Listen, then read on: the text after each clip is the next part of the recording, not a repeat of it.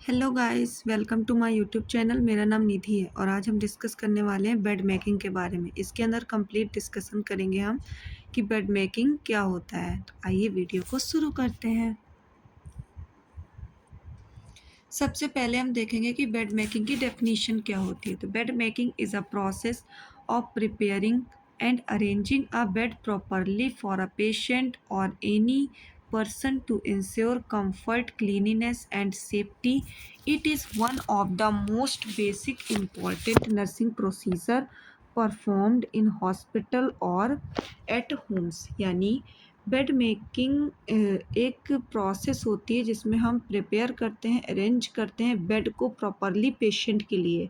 Bed making का मतलब होता है पेशेंट के बेड को सही तरीके से बनाना ताकि पेशेंट को कंफर्ट, सेफ्टी, क्लीनिनेस और प्रॉपर बॉडी अलाइनमेंट मिले। हॉस्पिटल सेटिंग में यह डेली नर्सिंग एक्टिविटीज़ होती है। क्लियर है? इस टाइप के कुछ बेड्स हम यूज़ करते हैं हॉस्पिटल सेक्टर्स के अंदर, जिसमें से हमारे कुछ होते हैं क्लिनिकल हॉस्पिटल्स बेड जो नॉर्मल बेड होते हैं, कुछ होते हैं मैनुअल हॉस्पिटल्स बेड, ये होते हैं इलेक्ट्रिक होम हॉस्पिटल बेड्स या मेडिकल कॉट स्ट्रेचर जिसमें हमारी साइड रेल्स लगी होती हैं, और ये हमारी पीडियाट्रिक बेड हो गया, एग्ज़ाम बेड हो गया और ओवर बेड टेबल्स हो गई। क्लियर है? ये कुछ 6 टाइप के बेड हम लोग हॉस्पिटल्स के अंदर यूज़ करते हैं। तो बेड मेकिंग कितने टाइप की होती है? तो हम बेड मेकिंग टोटल 8 टाइप से करते हैं, जिसमें से पहला होता है ओपन बेड, क्लोज्ड बेड, ओपॉइड bed, cardiac bed, fracture bed, कार्डियल बेड, पोस्ट ऑपरेटिव बेड और एम्पुटेशन बेड। जिसमें से हम सबसे पहले देखेंगे कि क्लोज्ड बेड क्या होता है। तो जब बेड एम्प्टी होता है और कोई पेशेंट एडमिट नहीं होता तो उसे हम क्लोज्ड बेड कहते हैं। इसमें शीट जो होती है वो टाइट होती है और ब्लैंकेट फोल्ड करके रखा जाता है। वार्ड को नीट दिखाने के लिए क्लोज्ड बेड को बनाया जाता है। क्लियर है? ये थे हमारे कुछ क्लोज्ड बेड के बारे में। जो ओपन बेड होता है वो किस लिए बनाते हैं हम लोग? जब पेशेंट को एडमिट करना होता है या पेशेंट को वार्ड में वापस आना होता है तो हम ओपन बेड बनाते हैं। या फिर अगर हम बेड को देखें तो टॉप शीट को फोल्ड करके फैन फोल्ड बना देते हैं। क्लियर है? यानी जैसे ये कोई बेड है, ये कोई बेड शीट है, तो हम इसमें फैन फोल्ड बना देते हैं, यानी इधर से बेडशीट को उठाकर ओपन कर देते हैं, हाफ ट्रायंगुलर शेप में बना देते हैं। क्लियर है?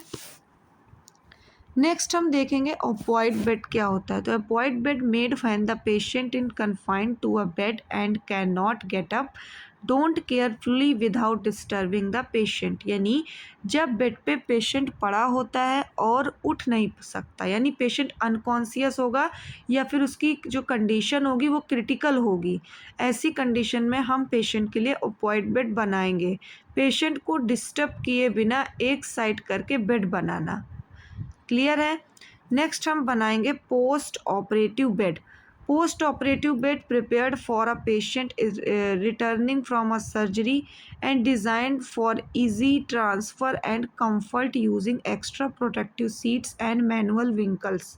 यानी ये बेड्स हम उन पेशेंट्स के लिए प्रिपेयर कराते हैं जो लोग सर्जरी करवा के आते हैं, जिनकी सर्जरी हुई हो, उसके बाद जो हम केयर प्रोवाइड कराते हैं वो हम पोस्ट ऑपरेटिव बेड में प्रोवाइड कराते हैं। इसमें इसी के अंदर हम पढ़ेंगे कि ऑपरेशन बेड क्या होता है, जिसे हम एनेस्थेटिक बेड भी बोलते हैं। तो made for patient who are unconscious और under anaesthesia.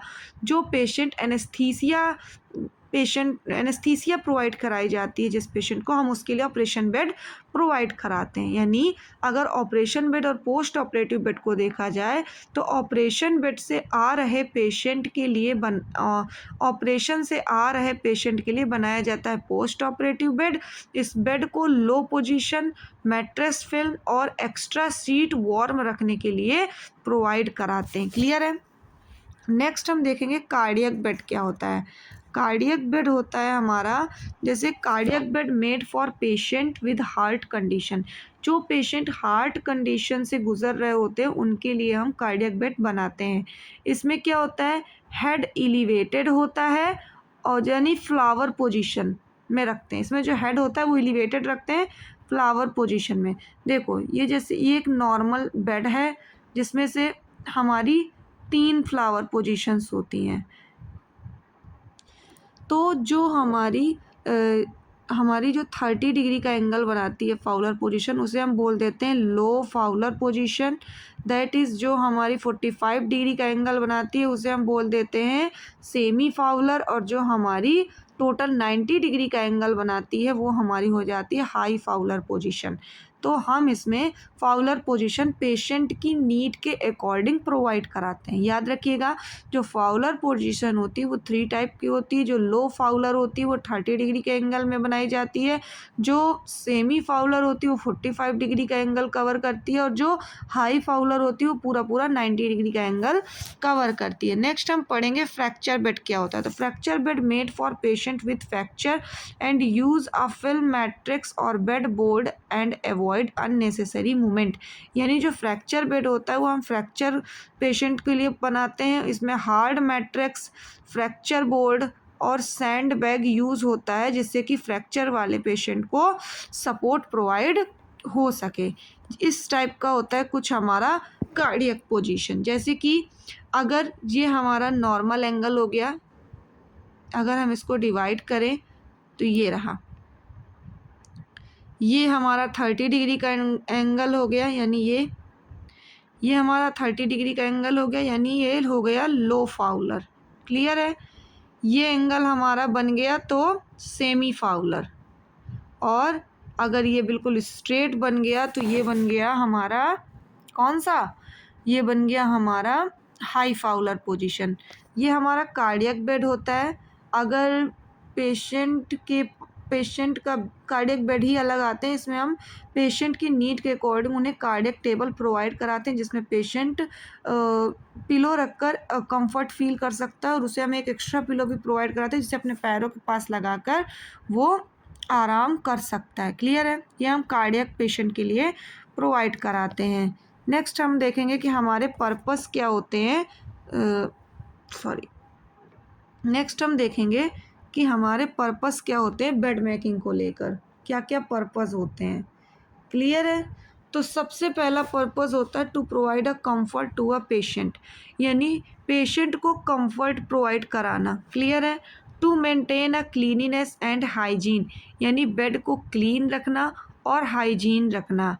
To promote a good healthy alignment, यानी क्या हो गया कि properly arrange bedding prevent strain and bed sore, यानी हम बेड शोर से बचाने के लिए और स्ट्रेन से बचाने के लिए हम बेड को प्रॉपरली अरेंज करते हैं जिससे कि पेशेंट की बॉडी की जो अलाइनमेंट है वो प्रमोट हो सके, अच्छी हो सके। नेक्स्ट हम पेशेंट को to give neat and pleasant appearance, हम पेशेंट को साफ सुथरा और प्लीजेंट अपीयरेंस प्रोवाइड कराने के लिए अच्छा बेड मेकिंग करते हैं।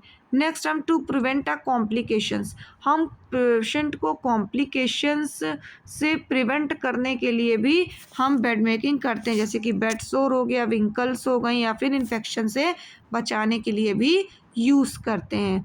To save time and energy, systematic bed making helps nurse perform efficiently.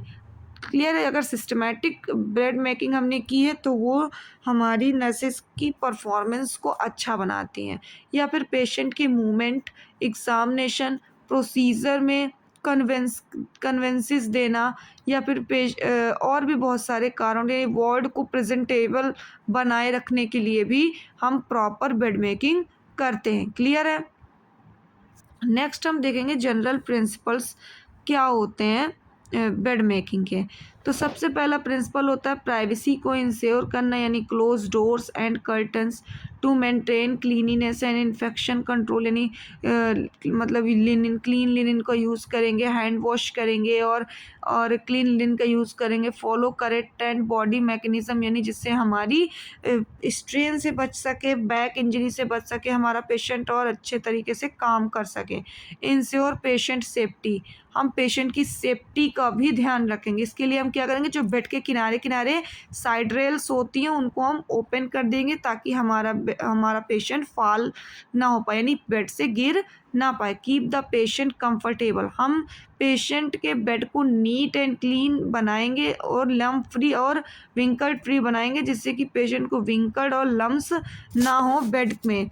Handle linen carefully, हम जो उनकी केयरफुली लिनिन है, जो हम उनकी लिनिन है यानी चादर है, लिनिन को हम चादर बोलते हैं, उसे हम केयरफुली हैंडल करेंगे जिससे कि उसमें किसी भी प्रकार के माइक्रो ऑर्गेनिज्म स्प्रेड ना हो पाए। अरेंज आर्टिकल सिस्टमेटिकली, हम आर्टिकल्स को सिस्टमेटिकली अरेंज करेंगे जिससे कि वो इजी वे पे मिल सके। हमें क्या क्या आर्टिकल्स की रिक्वायर है परफेक्ट बेड मेकिंग करने के लिए।